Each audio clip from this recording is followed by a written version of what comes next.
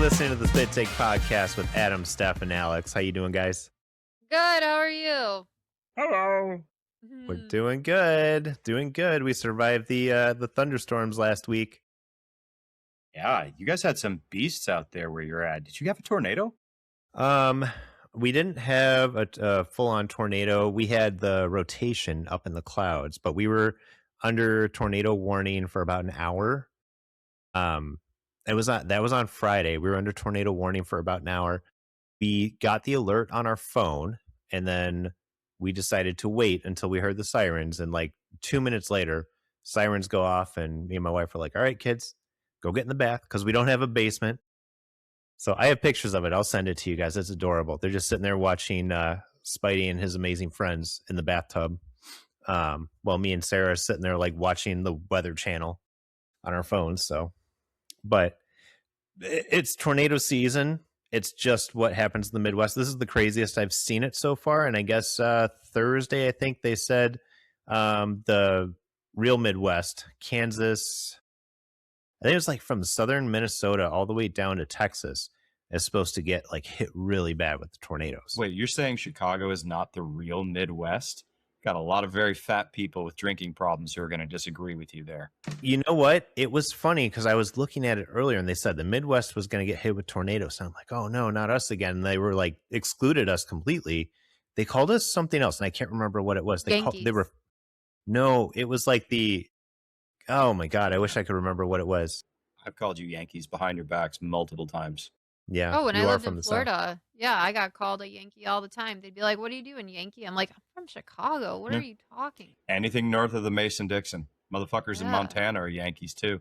Yeah, it's so. That's what weird. they called it. They called it the Dixie West. The Dixie. Are we Dixie still fucking with West. Dixie?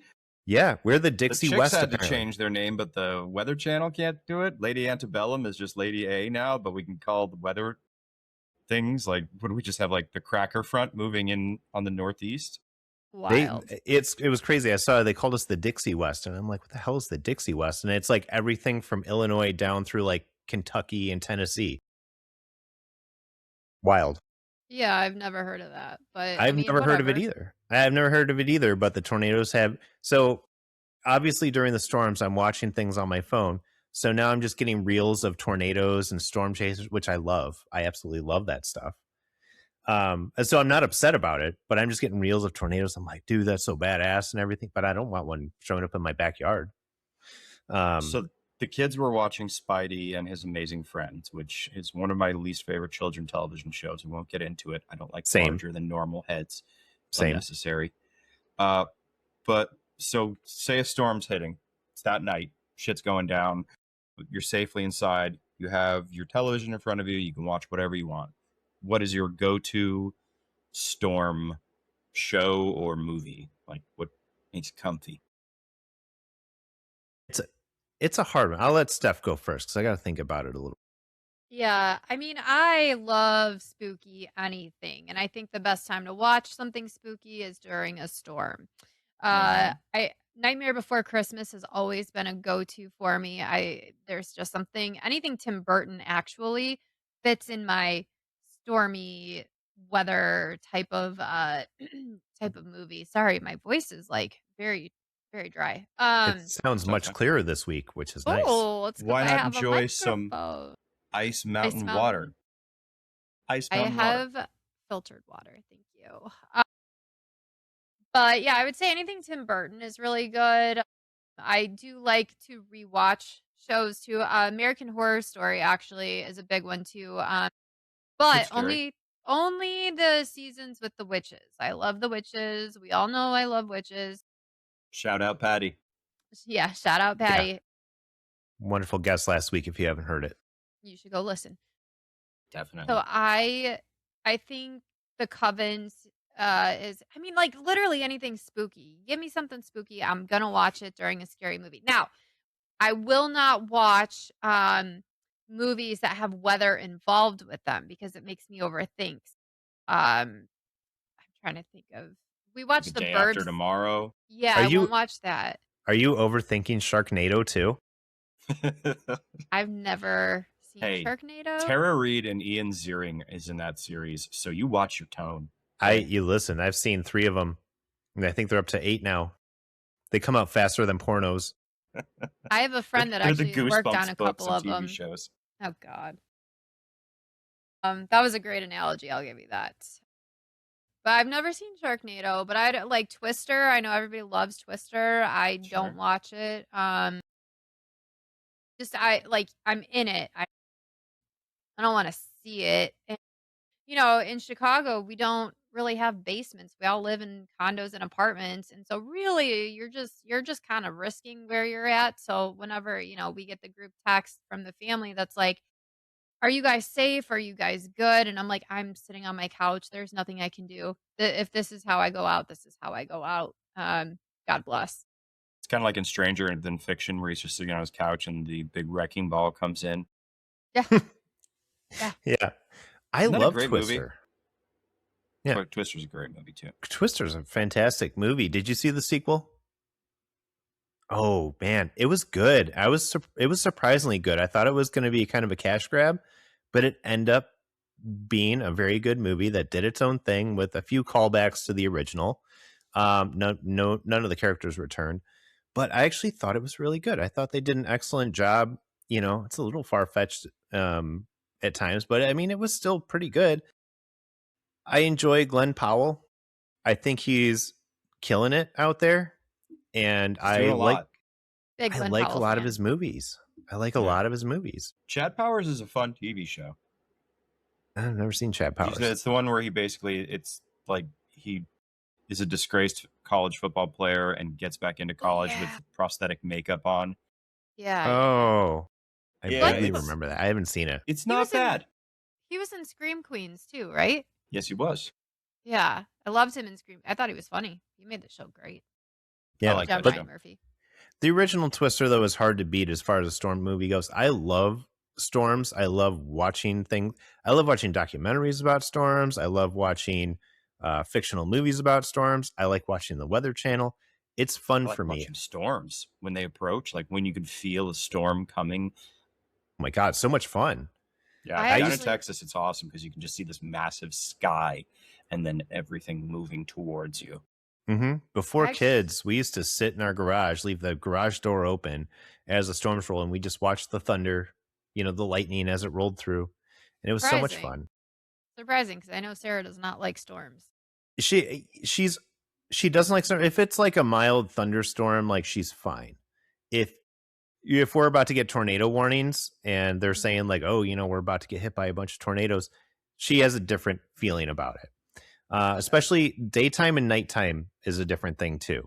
Like during the day, a storm rolls through, you can sit there and watch it. It's less scary, just like anything. It's less scary during the day. Yeah, that's fair. I have a client that he purchased a place and he's on one of the top floors and it overlooks Lake Michigan and a lot of the buildings. And he did a time lapse with one of the first storms and the lightning hitting. It was so cool. He posted it. He's like, Steph, I've had so many views and comments on this. And I posted it and people are like, that's not real. I'm like, no, it's 100% correct. It's 100% real. None of this is AI. We don't do AI. I was like, it's a time lapse. And he just got it at the right moments. It was one of the coolest videos I've seen. There's a fascination that we have as humans with storms, and probably because it's the one thing in this world that we have zero control over, depending on who you talk to. But it's something that we don't have control over. You get an earful from those Norse bastards all the time. Thor this, Thor that, God of Thunder. Listen, the Russians have their weather machines, like whatever. So, but it's something that can level an entire town, and there's absolutely nothing we can do about it. We can get out of the way. That's basically all we can do. When the hurricanes rip through Florida, when the tsunamis hit Japan, when the tornadoes tear through the Midwest, earthquakes hit California, there's nothing we can do about it. Like there's no way to stop it. The fires, there's nothing we can do about it. And I think that's what's fascinating. It's this destructive force that is like the will of God or whatever you believe in coming to cause destruction. And I love it. I think it's awesome. And I'm like, I don't want a tornado to land in my backyard, but I find them fascinating. Sure. They're cool. They're cool. Interesting. It's a train wreck. It's fun to watch a train wreck sometimes, especially when you know that nobody really derailed the train. That fucking train just jumped. Okay. Yeah, absolutely. You're just like, what happened? It's like the traffic, right? When people get in an accident and all of the traffic slows down and everybody's watching. And then you go by and it's nothing, but everybody had to stop and Mm-hmm. see what was going on. There's a fascination with the human nature of just knowing the disaster that happens. I don't know where it came from. I don't know why, but there is definitely a fascination in a culture. Yeah. Mm-hmm. 100%. You said traffic, and I was almost late today to one of my showings because we're on a one-way street, and this guy's delivering for Amazon. He just parks in the middle of the street, doesn't pull over either side, throws on his hazards, and there's 4 cars behind me, and we're just. I'm sorry, but hazard lights are for fucking hazards like tornadoes and other things like that. Your hazards are not just. You know what a hazard is? You know what a hazard is? It is the car's equivalent of this. Yeah. For those of you who can't see, Alex is holding his finger up with the cell phone at his ear, just to give you a visual. But you should go check out our YouTube because you can see it. Yeah, you get so much more. And then down the line, our Patreon. Yeah. And every now and then, one of us does a helicopter. It's great.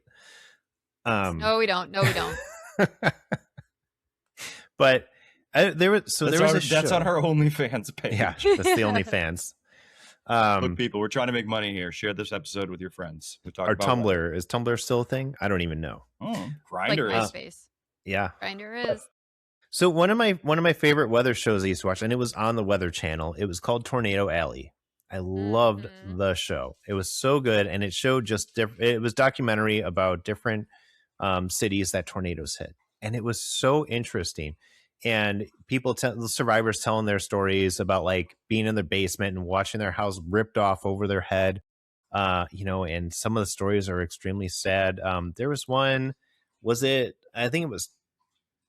say it was Texas. I think it was Texas. I'm trying to remember. It's been a while since I've watched the show. Everything's bigger down there, including our storms. Well, I think it was like a bunch of kids who were stuck in like a school or something. And they were like in the basement, but the basement flooded because of the storm. And unfortunately, those kids didn't make it. And that was really sad. I saw that. It was in Texas. Was that maybe Texas. It was Missouri? I just know that there are very, very few basements in Texas. No, yeah, it wasn't Texas. I think it was Missouri or Mississippi, or it was somewhere down there. Actually, right. Hold on, you might be right. It might be Texas. There's something I saw that it was like the river overflowed, and it was in a school. Yeah, this happened like last year. Cellar. I don't know. Maybe not. I'll look it up. I'll figure it out. But anyways, it's crazy like to watch that. What I love so much about the show is the last 10 to 15 minutes is all about the recovery afterwards. And that's something that just kind of, gives you a little bit of hope and a little bit of faith in humanity. It makes you feel good a little bit. You watch people like, just grabbing things and carrying injured people on stretchers. And it's just like the neighbors, right? They're all just like helping each other, digging through rubble to find their friends and their family and their neighbors. It's just so wonderful to watch that and just be like, that's who we should all strive to be every day. But, sometimes it takes a disaster to show us that that's who we are inside. Mr. Rogers said it. Look for the helpers. Mm-hmm. And I think it's beautiful. And that's what I love. The last 10 minutes of the show, the first, 20, 30 minutes, terrifying to think that something like that could happen. But, and then you see a lot of the dashboard footage from the cops and stuff who are out there. Yeah. The cops don't go and seek shelter. They're out there in their cars. They're like tracking the storm, and they're like trying to make sure people are safe. It's crazy. Like, I don't know. It's just wild. I really like this show. If you haven't seen it, it's on the Weather Channel. I don't know if it still is, but it used to be, and it was great. I think it was Central Texas. It might have been. Weird. Not a lot of basements in Texas. I'm sure there are some, but there are really not a whole lot. Bedrock is very close to the surface. Yeah. But yeah, there's some more tornadoes coming through this week. They said, and like I said, it's the Midwest, Kansas, Missouri, Iowa, and I don't know if we're going to get anything more here, but again, storms are fascinating. Alex, what's your favorite storm movie or rainy day movie? Whatever you want to do. Weather movie. Rainy. I have a tie weird in thing weather somehow. Harry Potter will usually come up if it's a snuggle, chill out, depending upon if it's like a summer storm. Maybe like a Western. I'll watch some like a couple episodes of Lonesome Dove. But a nice winter storm, you definitely want to put on Harry Potter just because there's so much weird weather involved in that, Mm-hmm.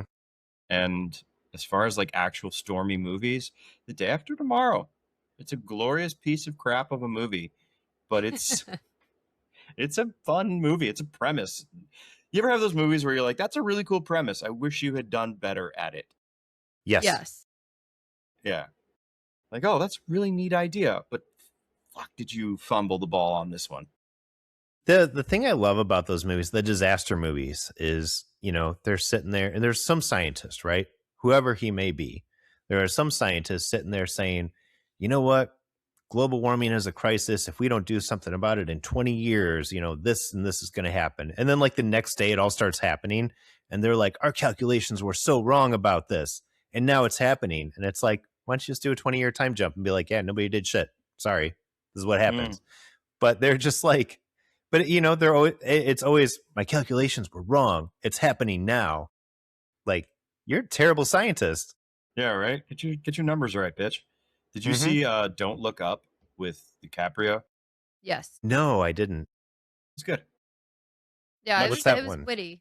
It was. It was. It's one of those that I can watch once and be like, oh, okay, good job. Yeah, like but I don't need to wouldn't ever see it again. Yeah. Emma It Stone is not a was in rainy it, day right? movie. Who? Was it Emma Stone that was in it? No, Jennifer Lawrence. Oh yeah. It's DiCaprio, Lawrence. I think there's a Chalamet in it. Chalamet. Yeah, that was. I watched it. It didn't really pull my attention, so I was kind of like in and out, but it was fine for what it was. DiCaprio, Lawrence, Streep, Blanchett. Yeah, Meryl Streep was playing like the Trumpian female figure.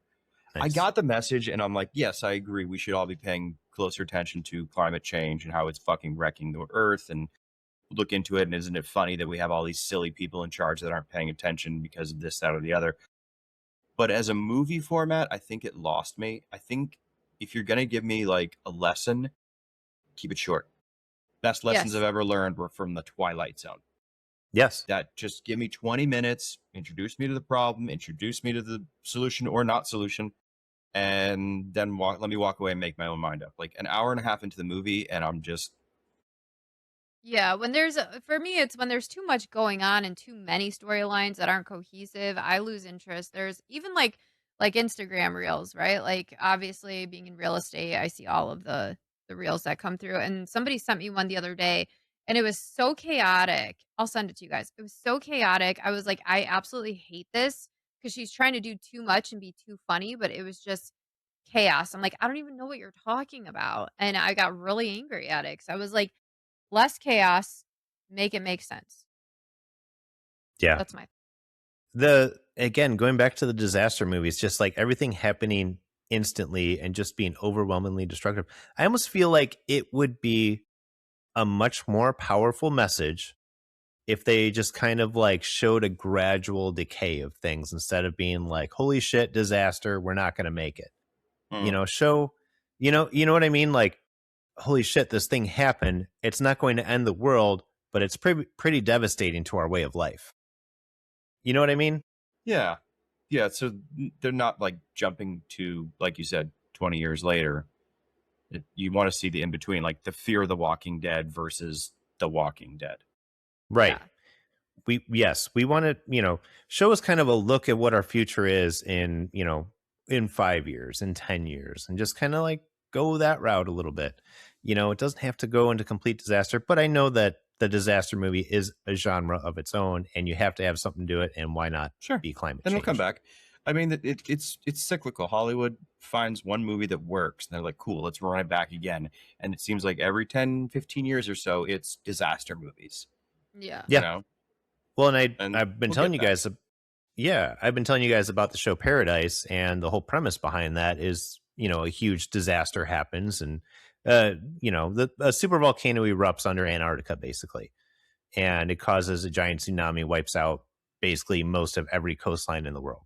So, like, it starts off with a disaster like that. There's a lot more that goes into it, but it was a very interesting concept that, and they kind of talk about it and made it kind of that gradual thing. Like, we've been wearing down the Antarctic shelf. Finally, it popped the cork on that volcano. It blew up, and, just kind of, there was just darkness in the world from it. So, but it is fun. It is fun to kind of keep an eye on that and watch that kind of thing. I will say one of the best movies to talk about kind of climate change and what kind of big money is doing is Ferngully. Oh, fucking Ferngully. They're doing a live action. Yes, they're doing a live action. I love Ferngully. I didn't realize that was supposed to be a kind of like political piece when I watched it, but now as an adult I realize what they were doing. But I just loved the little dances and the little fairies. They made me happy. Hey, and now you are a person who doesn't throw her trash on the ground. So it got in you early. I actually do not. I actually get really mad when people throw their trash on the ground. Me too. Yeah. Didn't Tim Curry voice the smog monster or whatever it was? Yes. Yeah. And I forget who voiced the main character. It's been so long since I've seen it, but I'm going to look it up because they had a lot of famous voices in there. There were a lot of famous actors that came through, and because everybody kind of like bound together. Batty was somebody. It makes me feel like Robin Williams, but I don't think it was. Wasn't there like Batty? But that's Anastasia. No, Robin Williams was Batty. Yeah. Oh, look at me. Tim Curry was knowing Hexus. Things. Christian Slater was Pips. Good to see him getting work. Samantha Mathis. Yeah, I don't know. Don't know her. That person. Cheech was Stump. Chong was Root. That's one of those things that they like put it in for the parents who are watching it, because the kids, I didn't know who Cheech and Chong were back then. No. Yeah. Couldn't have picked them out of a lineup. But yeah, I mean, Tim Curry, what a national treasure, though. Ugh, the best. Favorite Tim Curry role? I mean, Frankenfurter. Yeah. I mean, that has to be on. Okay, how about this then? Mount Rushmore of Tim Curry roles. Dr. Frankenfurter, obviously, there. Yep. It has to be in there. Pennywise the Clown, great call. Hexus now. I don't know about Hexus being his best. But it was good. See, I don't know if it counts because it's a parody, but Scary Movie 2, I thought his character was hilarious. It was fun. He was pretty great. I don't think it belongs up on the Mount Rushmore. But how about Long John Silver in Muppet Treasure Island? What about Clue? Wadsworth. Clue. Clue. There we go. There's our 4. Clue. Aren't there 5 on the mountain? No, there's 4. Are you sure? I think it's 4, but that's fun. Who is on the mountain? Lincoln, Roosevelt, Jefferson, Washington. I think so. Sounds right. We'll go with Whatever that. it is, we destroyed a Native American heritage site just so we can make some stupid shit on a mountain. And if we're wrong, people can comment and tell us we're stupid. Yeah. Fuck yeah. Don't do that because we're very sensitive. You can make fun of me all the time. Yeah, go for it. Let's honorable mention to Tim Curry's role as the demon in Legend. Legend? Yeah. Yes. That's quality. You put some good makeup on Tim Curry and he will. When he was in Psych in that one episode he did, where they did like the American Idol parody type thing, and he was supposed to be kind of a Simon Cowell character. He was so fucking good in that. He was so funny. He was such a dick. Psych was such a good show. Just some blue sky, fucking USA Network. Okay. All the funny names he would come up with for Gus. And Dule Hill himself is fucking brilliant. I mean, he's got that and West Wing. Retire. You're good. You have 2 of the best TV shows ever created. Exactly. They've moved away from the procedural cop shows now. You still got the Rookie. Yeah, procedural is the key. I'm sorry. Word in with that. the gimmicky. Yes, the gimmicky consultant role, not the procedural cop. The gimmicky consultant thing. We had a good run. Mm-hmm. We had Psych, Monk, the guy from The Medium, Lucifer. I think Ghost Whisperer. Yeah. Wait, was Lucifer like a detective? Yeah. Well, he was. Well, I never saw that show. Oh, it's a good my show. God. You gotta watch it. Yeah, it got a little campy towards the end. I'm not gonna lie. I don't even think it did. I thought it was just fun through and through. I mean, it was a show about the devil. It's not. I can't believe they weren't handling the hard-hitting subjects. How did Lucifer not cover the AIDS epidemic? I mean, come on. Like, the premise is he meets this detective and he helps her and eventually becomes a consultant to help her solve her cases. So he's just following her around solving cases with her, using his devil powers to do it. It's great. It's what else? It has nothing to do with the Lucifer comics. I will say that. It's nothing not a to do DC with the thing. No. So I think they were Vertigo, maybe DC. I can't remember when everything transitioned, but wait, didn't John Constantine make an appearance at one point? Yes. So when DC bought Vertigo, they bought Lucifer and John Constantine. And so it's funny though, if you read the Hellblazer comics of John Constantine, it's all about the angels and demons, heaven versus hell, earth in the middle type of thing. Mm-hmm. If you read the DC comics of John Constantine, he's a magician like Dr. Fate, basically. Yeah, and basically. It's just like occasionally a demon shows up, but it's not like the heaven and hell stuff. It's more like superhero and supervillain. So it depends on which one you're reading, of which John Constantine you get. But the Lucifer story, so like Lucifer, Sandman, all of that all ties in together. Because Sandman released Sandman? I did. I didn't finish season 2. I think I left off with 2 episodes left. It got boring. It did. Season 1 was fun, interesting. It was a cool, contained story. I liked him. There was a couple, like the one episode just going around with death was heartbreaking. Oh my God. But the baby got me. The next season was just like every side character of all his siblings was so over the top. Yeah, it was too much. Right. I don't care. I just couldn't finish it. Maybe one day I will, but then other stuff started coming out and I was like, I'd rather watch this. It's the one that I watch most often because I would have a cocktail and I would actually like get catty with them. But no, I did see it because it's Vanderpump Villa. Vanderpump Villa is the newest iteration of the Vanderpump dynasty. So are they not working at a restaurant anymore? So no, basically what happened is Lisa Vanderpump, she was in oh God, now I forgot. She was one of the Real Housewives to start off with, right? Yes, but she actually owns multiple restaurants in Vegas, in California. I think she's opened a couple others. I don't know. She is a boss. Whereas a lot of those housewives did not work. Lisa built a dynasty. Lisa Vanderpump because she is a boss. She is somebody that people in the hospitality industry look up to and want to be because she built it. Did she have help from her husband with the money? Yes.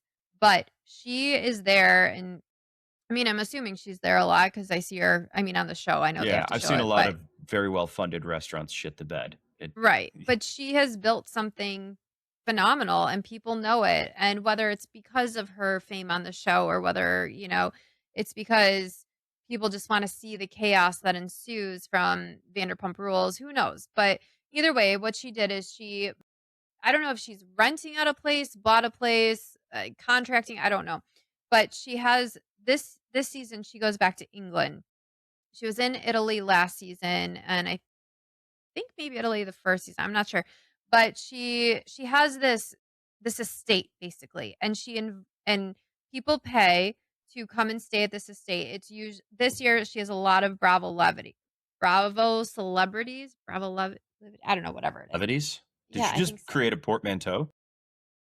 I don't know what that means.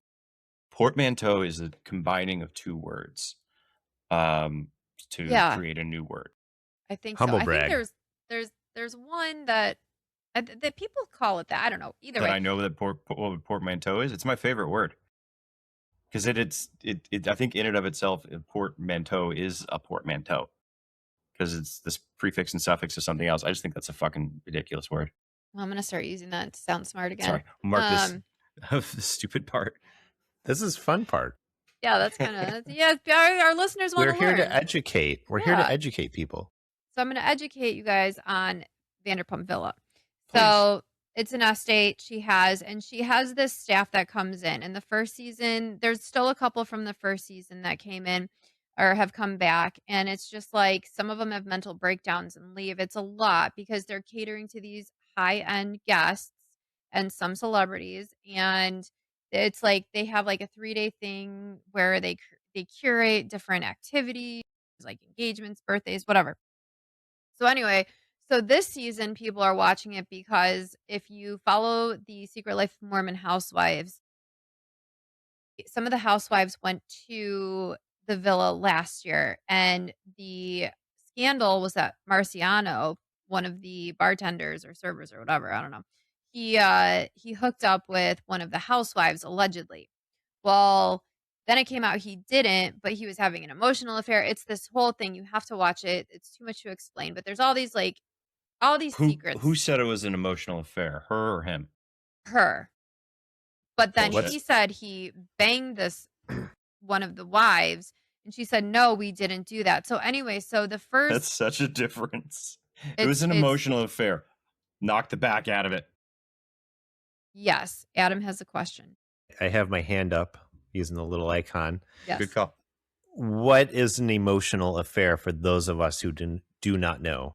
Okay, so an emotional affair is when you and another person that is not within your relationship has texting, flirting. There's nothing physical, but there is an emotional connection. So it's like you're dating without the physical aspect. And it is very common because people, they won't cross the physical line, but they will cross that emotional boundary. And it is still cheating. It is. It is not. Very much so. Yeah, Sure. It's because you're building that connection with someone. So Jessie says she has an emotional affair with Marciano because they're texting and they're flirting and they're talking about hanging out. But then Marciano goes, no, I fucked her. And then it turns out, no, I didn't. No, I didn't. And he said he was put up to it by one of the other housewives who he was also flirting with, and they were getting very handsy at the villa last year. So this year, Stassi Schroeder's on there, and I'm a Stassi fan. She is the best. She is very she's very upfront, no bullshit. She loves goat cheese. I love that too. Goat cheese is delicious, but it gives me the toots. Yeah, it's good. It's good stuff. Thank you for that info. It but gives you the toots too. Come on, it's it does goat not. cheese. It does not. I love. You get those little fart skis. I don't because my stomach can handle goat cheese. Anyway, Adam, you grew up with her. We didn't eat goat cheese growing up. We didn't eat goat cheese growing up. I couldn't tell you. You said it so matter-of-factly. It's like it was a rule in the house. Take off your shoes at the door. No goddamn goat cheese. We didn't, we didn't have exotic foods like goat cheese. We had ramen noodles. Yeah, we didn't do sushi. We didn't do mussels. We didn't do things like that. No, we had 4 kids and 2 parents who worked their asses off and had to feed us. So ramen it was, and by God, I still love ramen. Diet plate. Diet plate, yeah, which is just crackers, cheese, some celery, grapes. I mean, yeah. Diet plate? Is that what it is? That's what we called it, diet plate. It was a delicacy in our house, and we found out it was because Mom didn't want to make dinner. So it was a low calorie. It was snacks. Describe this plate for me. I'm very interested to hear what a diet plate is. It's slices of cheese, crackers, some celery, carrots, some grapes. It's basically like a charcuterie in a way, but just not as fancy. Sounds wonderful. We didn't know any better. It. Yeah, we thought it was the best meal ever. Props to our parents for convincing us that we were eating gourmet. Nice. Every now and then, there's like a Depression era food that makes its way down into the next generation. Yeah. That was it. That and 10-cent ramen. But they did what they did, and we were all healthy, and we were all athletes. Yeah, look at you. Both of you. You got your own podcast. We got our own podcast. Yeah. Damn right you do. Do you ever throw an egg into your ramen? No. So if you cook in a small enough thing, you cook your ramen, towards the end of when the ramen's going to be ready, crack an egg in there. And it's basically it's not basting. Are you basting? No, it's not basting. No, Poaching. basting You're is- poaching the egg, Poaching. basically. Oh, You're okay. poaching the egg, and then you just dump it all out, maybe chop up a little green onion if you've got it friendly. And the yolk, you can just mix it up. It's a great way to get some protein in with your ramen. Maybe I'll Okay. try that for dinner tonight when we're done. It's a great easy dinner too, because you can just throw the ramen in, throw Yeah. the egg in, and you're fucking done, except for maybe a little bit of spices. I like it. I'm gonna try it. Okay, back to me. I want a diet plate now, though, to be Back honest. to me. So Stassi comes in and it's the second episode and she grills Marciano and she goes, "Did you fuck her?" And he goes, "I did not." And she goes, "I don't believe you." And Stassi, she's calling him out and everything, and I love her for it. Of course. She's got street cred. Yes, other things came out, and I won't say because I don't want to spoil for people who haven't seen it. 'Cause it just got released, and I haven't watched the entire show yet. I'm only on episode 2 because I was falling asleep. But Is it all out at once? Do they not do Yeah. weekly? I think so. I think it's all out at once. But the Mormon husbands are coming on this season, and Marciano's there, and one of the husbands that they had the emotional affair with the wife, he's going to be there. And so I think it's all people are watching more this season to see what happened last season and to get the truth, because nobody knows what the truth is. The truth has not come out. Everybody's intrigued by this scandal, and so everybody's like, what's going to happen on this show? And they really tied it in together very well. And I'm watching because I'm like, oh, the truth, like there's secrets that are coming out, because it did turn out that Jesse and Marciano hooked up. They did not have sex, but apparently they hooked up. But they've also been spotted in Nashville together and all these other things. So it's like, okay, it's getting spicy, but it's also just releasing. People love Lisa Vanderpump and they love all these people that are on there, and you kind of like get very into their lives to see what happens. So, Adam, do you want to ask? Because we both have the same thought, I guarantee it. You go for it. What's the difference between hooking up and sex? That's no sex. penetration. No penetration with a penis to a V. So they're just hand jobbing each other? Yeah, so oral. I think they're doing everything but sex. That's hooking. So that's penetration, though. That's sex. No. I mean, the mouth. I don't know. That's penetration. But it's not a P and a V. You're like the girl in high school who's like, "I'm still a virgin because my boyfriend and I have only had anal." Like, like you can't get pregnant in a pool type of thing. Like, Right. That's right. They're you're splitting hairs. You're splitting hairs. I'm just relaying what was said. I was not there. So this is what they're saying, and that's how he got around the question when Stassi asked, "Did you fuck Jesse?" He said, "I did not." And then he even comes back and he says, "I told you that I didn't have sex with her. You didn't ask the right question." And that's the thing. You have to ask the right questions, because somebody could be telling the truth, but it's their truth. So like if you were to ask me like, did you see the rain today? Or I don't know. I can't come up with something. It's too late. But like, you're not asking the right question. So he was like, "No, I didn't fuck her, but I mouth fucked her." He didn't say that, because all she asked was, "Did you?" But that's what he was thinking. He was like, Yes. I mouth fucked her. Yeah. But the direct question was, "Did you have sex with her?" And he didn't. He didn't lie. So this is kind of like what was it, 2 or 3 seasons ago, when the whole Tom and Raquel, or Rachel, whatever the fuck her name was, when that whole thing was going on, you had to watch, so you had to know what was going to happen for that. Like that was the dominating storyline. Do you think this is going to be the dominating storyline? Yes, 100%. And I think that the husbands arrive probably mid-season. So you're going to be watching up until then and then see what the fallout is. By the way, a good example just popped into my head for you. It's like when somebody says, "Do you know what time it is?" And then you just automatically tell them the time. That's not what they asked. Like, do you know what time it is? Do you know what yeah. time it is? Yeah. The answer is I do know yes or no. It's yes or no. Yeah. It's like, did you have sexual relations with this person? Or did you have sex with this person? No. I did not have sexual relations with that woman. We got to both bring out the Clinton. I saw Clinton the other day. Man, he is withered. Yeah, he's getting old. He's an old man now. So that's what I am on right now. What are you guys on? Hey, Adam. What's up? What you watching? Well, I'm going to start off by talking. It's not even a show. It's a trailer. It's a teaser trailer that I sent you guys earlier. Evil Dead Burn released its trailer officially today. I did watch the bootleg version a couple days ago, but the official one came out, and I'm extremely excited to go see that in theaters. Evil Dead Rise was absolutely amazing. A great continuation of the Evil Dead franchise after we had an amazing trilogy with Bruce Campbell. There was a continuation in 2013. They had done a movie, and then they did Ash vs. the Evil Dead. Did you ever watch Ash vs. the Evil Dead? Yes, I loved that show. I thought that was fun. Good. Is this new one? Because Ash vs. the Evil Dead very much had its bloody tongue and its bloody cheek. But the trailer you sent me was scary as shit. That didn't. Yes. There was no tongues, except for the ones that were chopped out. Yes. So yeah. So the movies they've done outside of the Ash Williams story.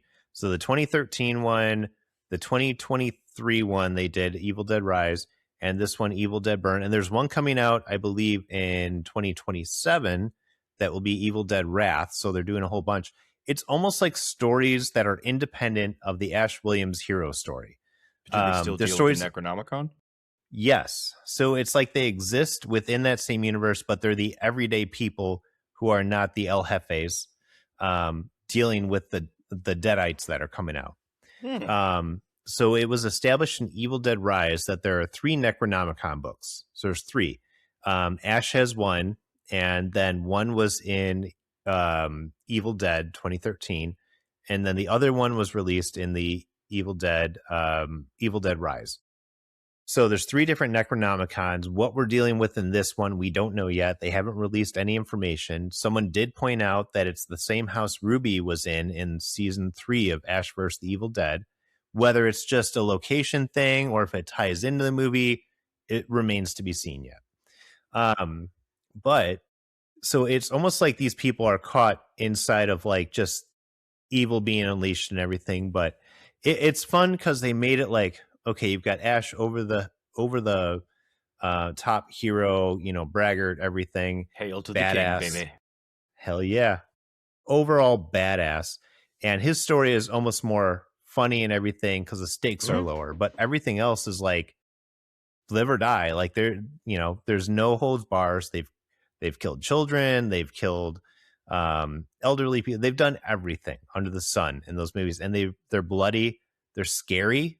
They're not fun, campy movies like the Evil Dead trilogy was, but they're still really well written and really well done.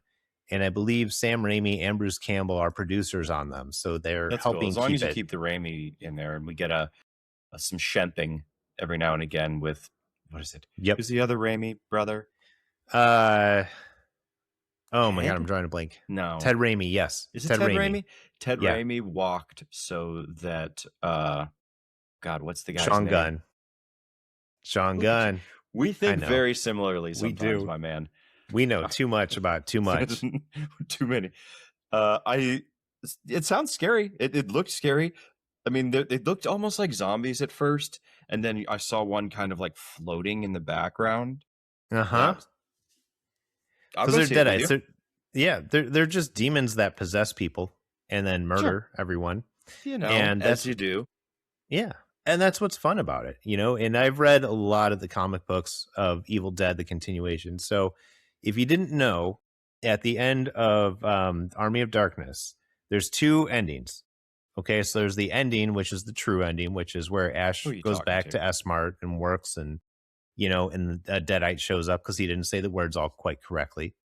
Yep. And he not something Farazza. Yep. So that is the movie timeline. The second ending is where he drinks too much of the potion and he goes too far into the future, And that is the comic book continuation of the story. So there's two different timelines going on, the comic book one and the movie one, based on which ending of Army of Darkness you've seen. So yeah, fascinating stuff, but I'm really excited. Really excited for you. It's nice when you have something that you can look forward to so much that you've like watched the trailer, like you bootlegged the trailer beforehand. Yeah, because they like played I've it during a little bit of the bootleg trailer for the new Avengers movie. Yes. Yep. Me too. Or back in the 90s, did you ever read the scripts before the movie came out on the old internet? Yep. Oh yeah, used to do that. Loved it. I guess they did the teaser trailer during The Mummy, which was Lee Cronin, who had done Evil Dead Rise. But apparently The Mummy takes place inside of the Evil Dead universe. They've said as much, which is kind of cool. I keep seeing that. Is there a new Mummy? And are we talking Universal Studios kind of Mummy, or I don't know what studio. I want to say it was Warner Brothers did it. But yeah, it's just a horror movie, and I don't know many details about it because they just kind of quietly released it, and it's called The Mummy. But they said it's the same magic that releases the Deadites into the world, so it exists within the same universe. It's just a shitty movie, and they're like, all right, we're just gonna have to. We need to tie this into somebody. The Mummy, sponsored by Evil Dead.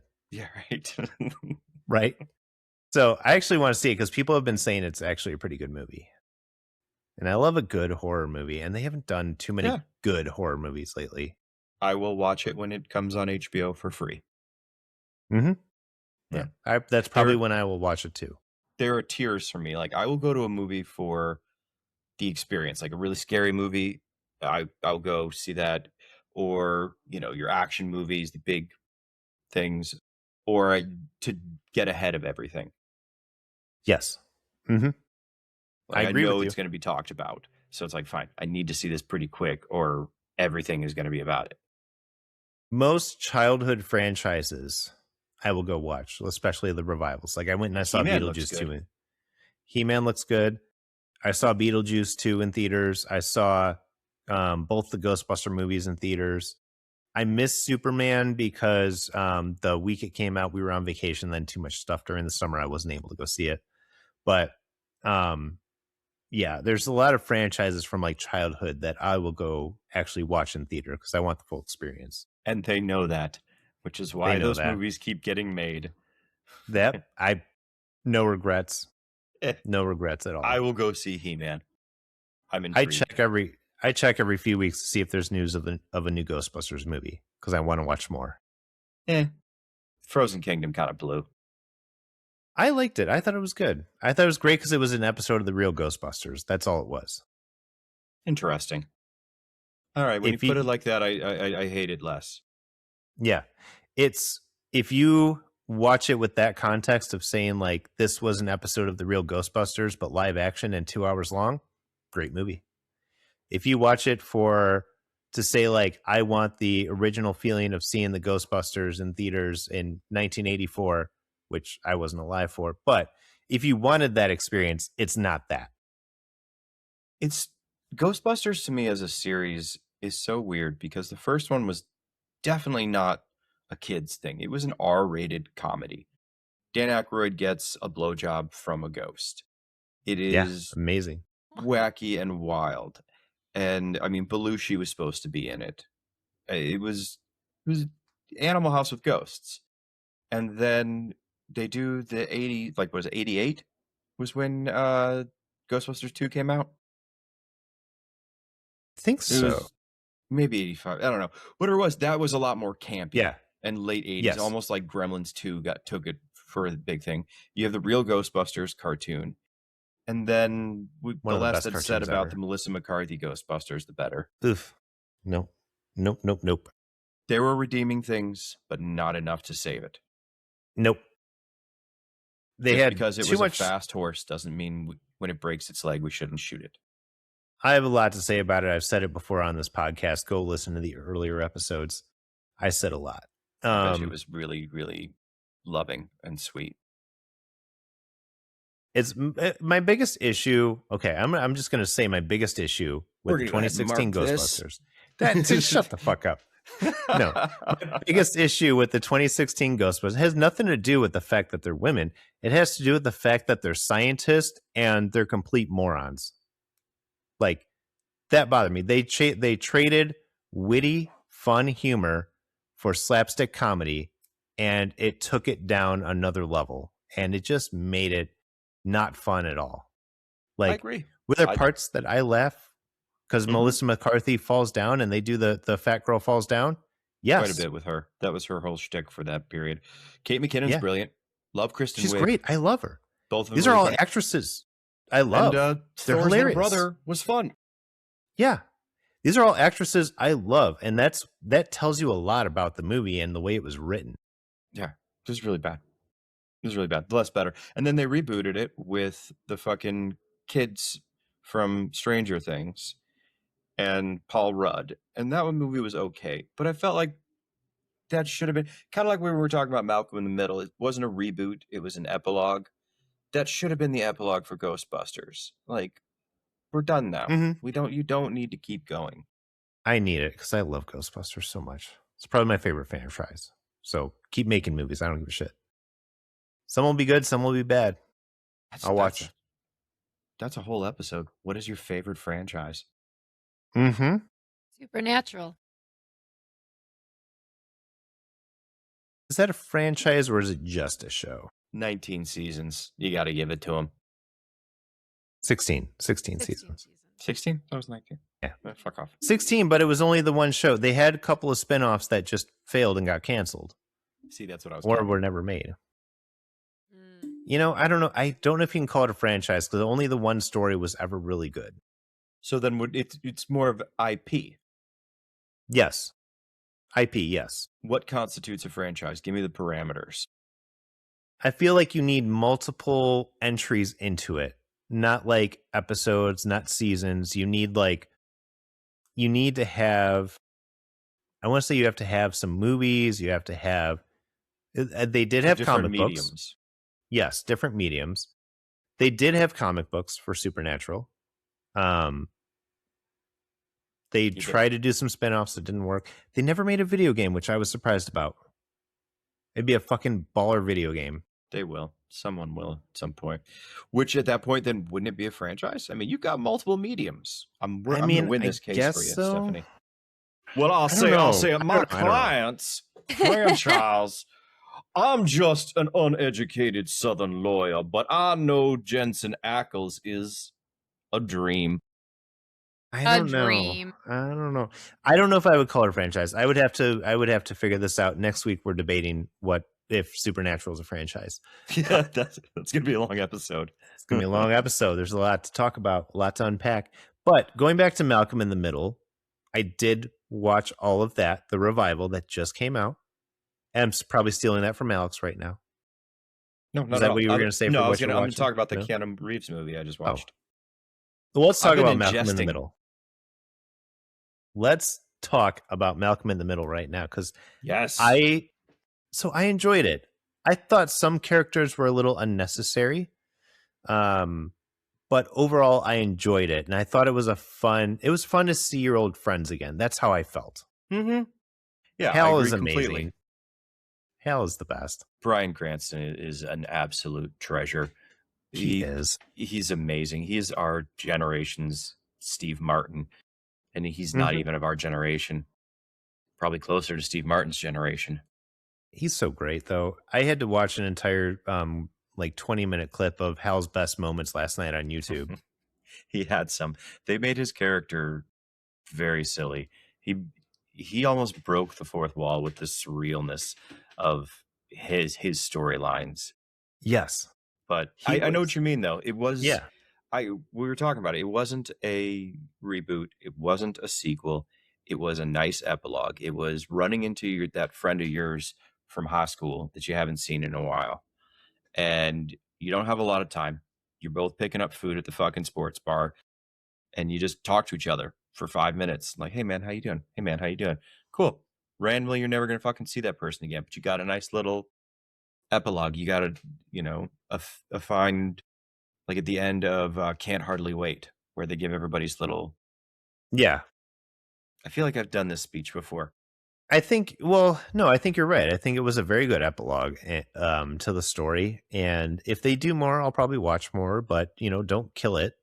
Or don't beat it to death.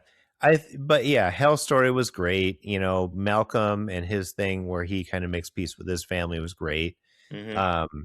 And Bryan Cranston, again, just amazing. Lois is funny because while I was watching it, and some of the things she said were things like my wife has said, and I'm like, oh my God. I was like, I'm Hal. She's Lois. But like legitimately, I was like, oh my God, okay. And I think that's the best part is like you get that you get the everyman feeling from these people, right? Like things Hal does things I've caught myself doing. Like with the waves of clasturbation out there of every TV family is rich enough to go on vacation. I like Malcolm in the Middle because they were just scraping by. They probably had a couple diet plates. Yes, they sure both did. worked. She worked at the fucking Lucky 8. Hal had his job. And the kids had to get jobs when they were old enough, just like I'm sure you did, and I know I did. They were real people. But inside of that, there was surreal silliness and, Hal with his walking. Remember when he was a competitive speed walker? Yes. There's that. And then he was the, I want to say figure skater, but that's not right. It was rollerblader or I definitely roller think skater or something. Roller skated. He also did the Dance Dance Revolution. Yes, Dance Dance Revolution. His little hobbies and obsessions were always the best parts of that show. One of my favorite clips that I watched last night of his highlights was it was a cold open that they did for him. And he comes in the house and he tries to turn on the light. The light doesn't turn on. So he goes to the closet to get a light bulb, realizes the shelf is loose. So he goes to a drawer to get a screwdriver to fix the shelf. And then the drawer is squeaky. So he goes out to the garage to get WD-40. His WD-40 is out, gets in the car to go to the store to buy more WD-40. And the car won't turn, or the car's making a sound.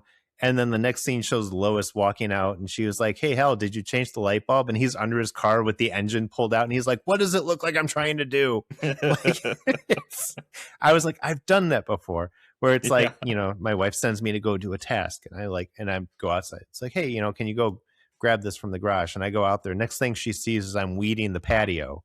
And I'm like, and she's like, has nothing to do with what I told you. I'm like, it has everything to do with what you just told me. They are. The weeds are distracting because they look out of place, and you're like, get out of there, you little bastard. That's how it happens. I was like, it's such a real moment. Mm-hmm. That show was super real, so great, and the grandma was always funny. Cloris Leachman, yeah, I liked Malcolm in the Middle for a lot of reasons, but one of the reasons was you could see the obvious attraction between Hal and Lois. Yes. It's not like it takes it out of me, but when you see a show that you're like, oh, okay, come on, Sofia Vergara and Al Bundy, I'm not seeing it. Whatever, have fun, but I'm not seeing it. But Malcolm in the Middle, Friday Night Lights, I know you guys haven't watched that yet, but with Coach and Tammy Taylor, that is a relationship to aspire to. And you could just tell they liked each other. They went after it. Even think about old school Roseanne.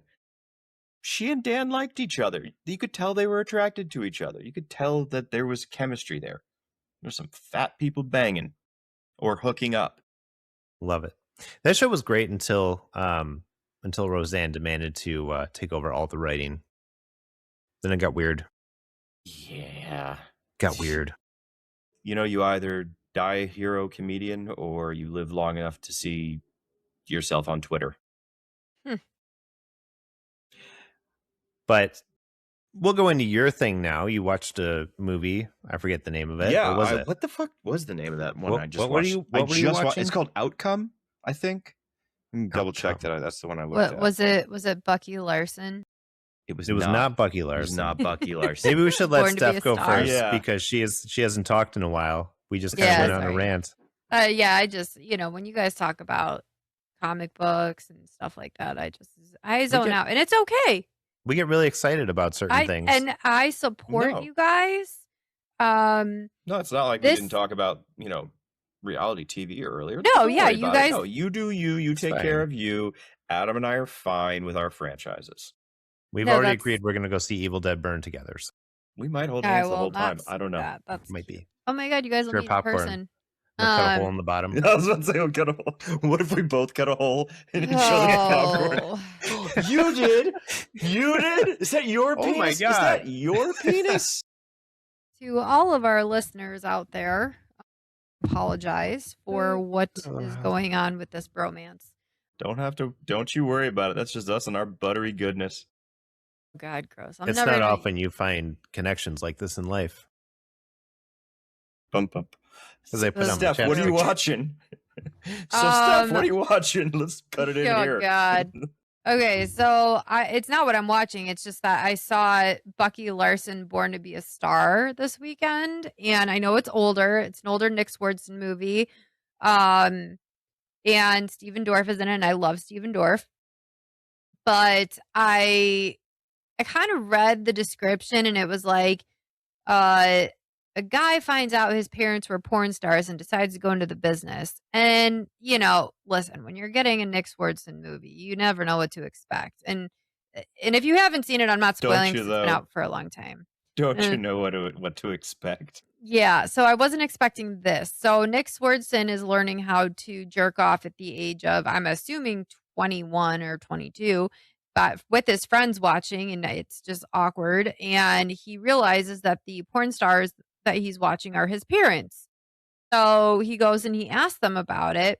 And apparently they were like famous porn stars, or very well known, because they're just like these Iowan people. I don't know. The don't you knows. There's some sexy ass people from Iowa. Okay, sure. So he goes out to move to LA and decides he wants to be a porn star. Well, he's never had sex. I mean, he's never jerked off, so he's for sure never had sex. And his whole claim to fame is that he sees boobs and he comes within 10 seconds. Like, that's all it took. And he's got a micropene.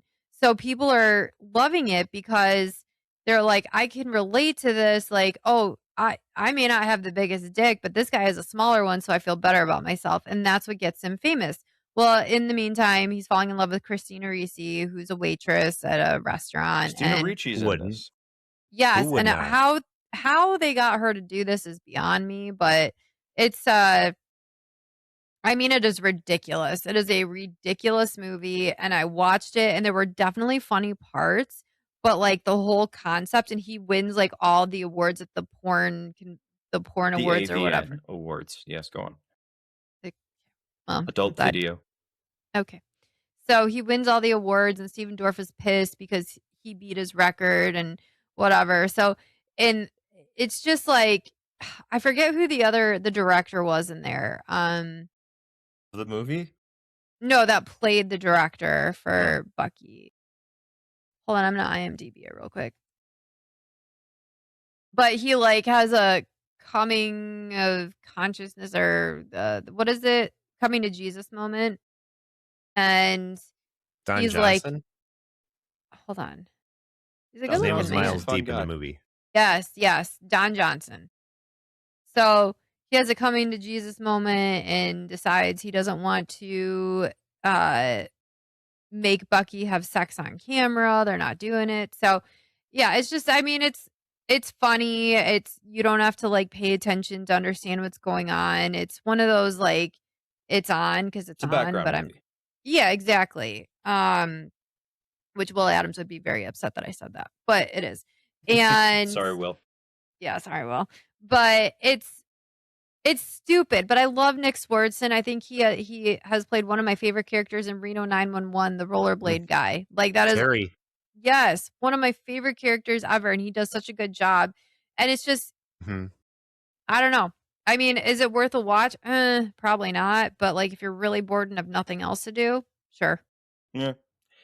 I see that movie as kind of if you took Joe Dirt. If Joe Dirt was a little plastic army man, and you're like, this is Joe Dirt, and you're like, oh, that's nice. It's a little plastic army man. It's not great.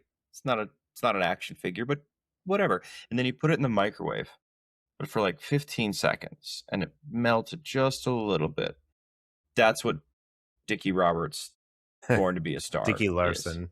Bucky Larson. But... Bucky Larson. No, you're thinking of no. You're thinking of the David Spade one. Dickie There's a Dickie Roberts thing. Child Star.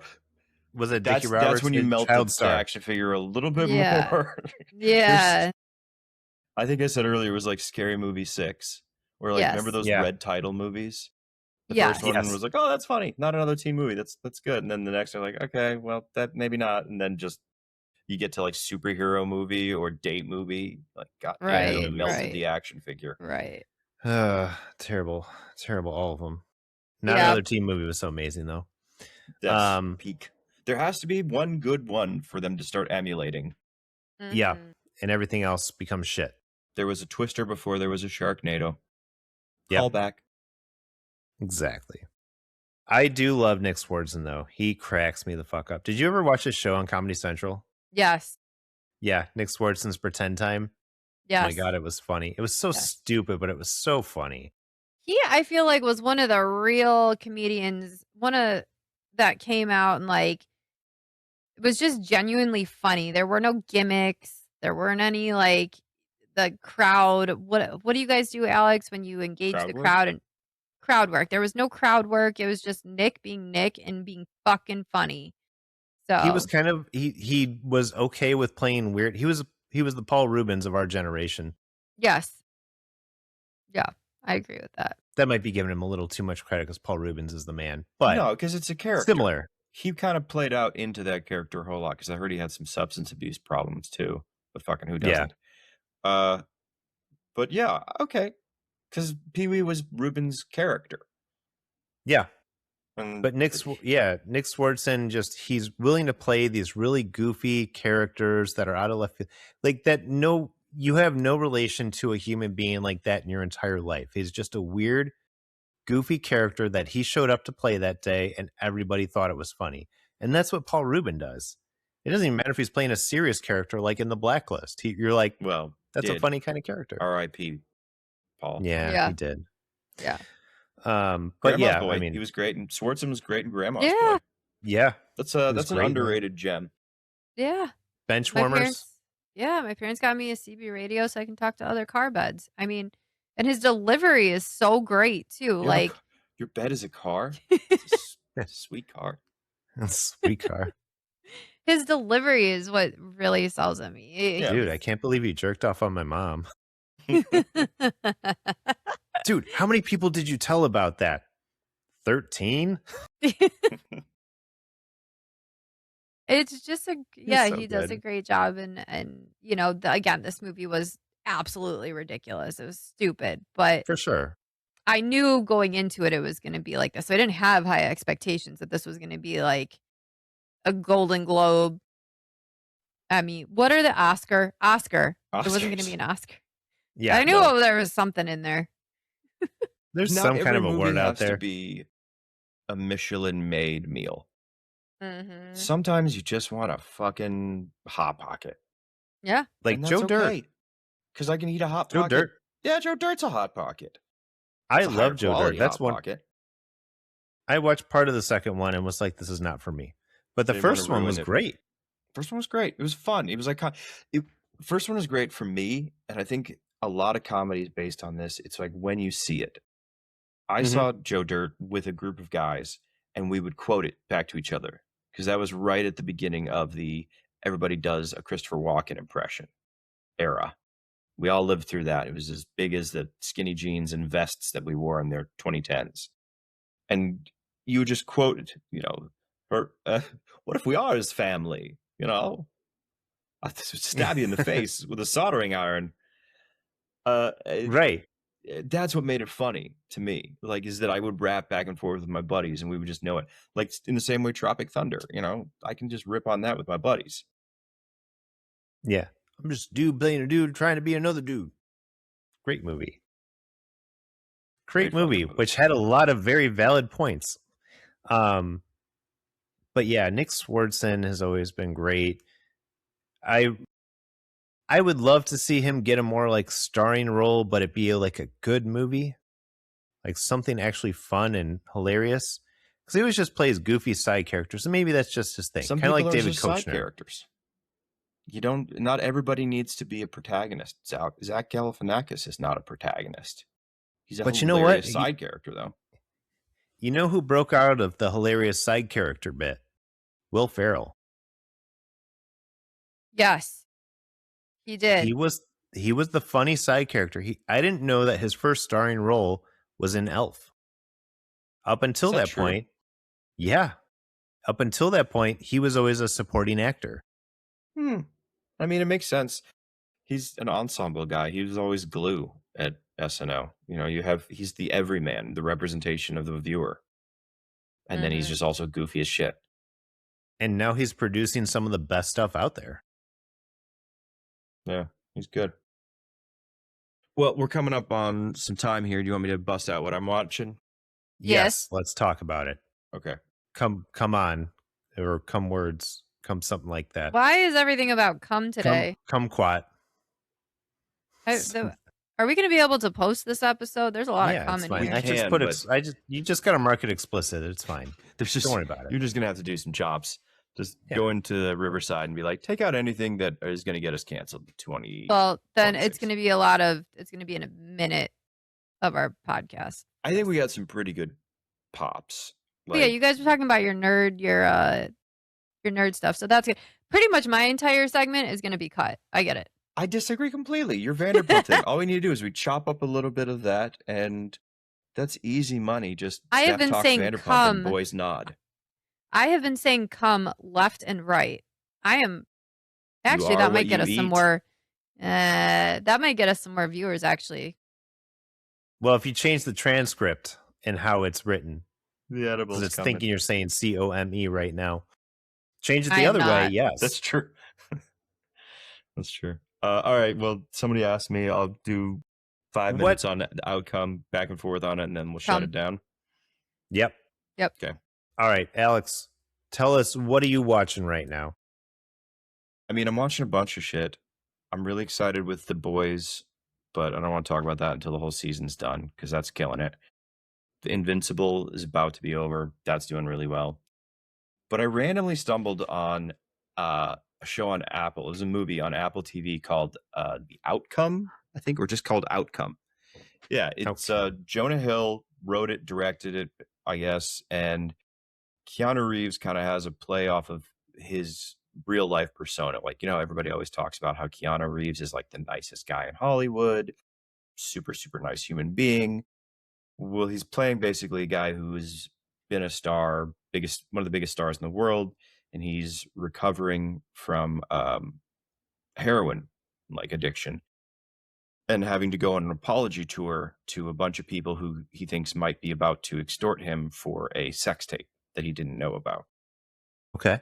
Been there. Yeah. And so it's kind of like him going back and talking to like his ex-wife, his old manager, his mom, and his mom is on a Real Housewives show.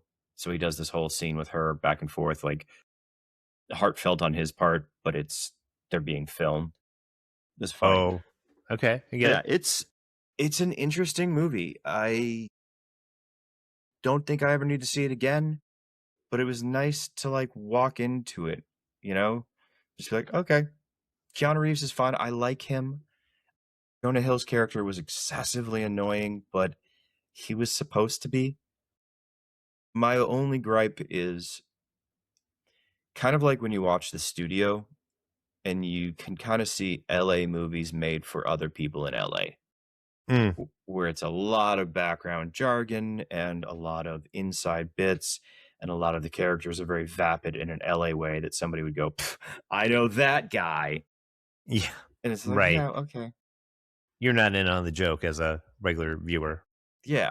We're just like, okay, well, I guess that guy does exist, but it's not like as meaningful to me here in the Midwest, you know? I would say watch it if you get a chance. But I've added it to my IMDb watch list. I will watch that. Yeah.